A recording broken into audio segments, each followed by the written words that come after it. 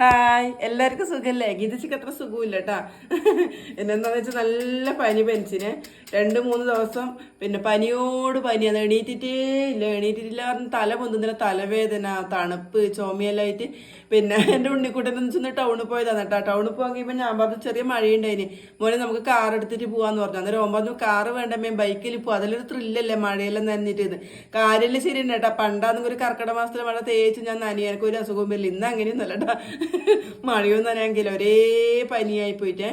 പിന്നെ ശരിക്കും ബുദ്ധിമുട്ടി കേട്ടാ. പക്ഷേ ഉണ്ടല്ല, പിന്നെ എല്ലാവരും എന്നോട് മുന്നേ ചോദിക്കും, ഗീത നിനക്ക് 3 ആൺകുട്ടികളല്ലേ, ഒരു പെണ്ണ് വേണിയിരുന്നല്ലേ? അന്നേരം എനിക്കും സങ്കടമാണ് കേട്ടോ. കാരണം കടന്നു പോയാലും ഞങ്ങൾക്ക് ലേശം വെള്ളം ചൂടാക്കി തരാനോ അല്ലെങ്കിൽ പിന്നെ ഒന്ന് മിറ്റടിച്ച് തരാനോ ഒരു പെൺകുട്ടികളല്ലേ അതെല്ലാം ചെയ്യാം. പക്ഷെ എനിക്ക് ഇന്ന് ഒരു സങ്കടവും ഇല്ല കേട്ടാ. കാരണം എനിക്ക് എല്ലാവരും ഒരു കുറവ് എന്നെ വരുത്തിക്കണ്ട്.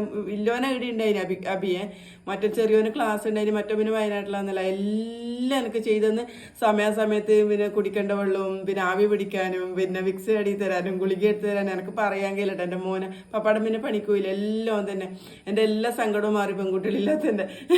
ഇങ്ങനത്തെ ഒരു സമയത്തല്ലേ നമുക്ക് അവരെ കൊണ്ടല്ലേ.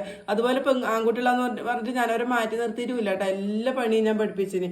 മുറ്റടിക്കൽ മുതൽ കക്കൂസ് ക്ലീനിങ് വരെ അവരെ കൊണ്ട് ചെയ്യിപ്പിക്കലുണ്ട്. അതുകൊണ്ട് അവരത് ചെയ്യലുണ്ട് സന്തോഷത്തോടെ.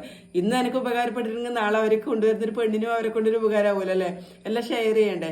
ഇന്ന് ഗീതിച്ച് അവർ വരുമ്പോൾക്ക് കയ്യുന്നൊന്നുമില്ല, ഞാൻ കുളിച്ചിട്ടൊന്നുമില്ല, ശരിക്കും മാറിയില്ല. പിന്നെ ലേശം ചേമ്പിൻ്റെ തണ്ട് തോരൻ വെക്കാൻ വേണ്ടിയിട്ട് എന്നാൽ ചോറാണ് വാർത്തിട്ടിട്ടുണ്ട്.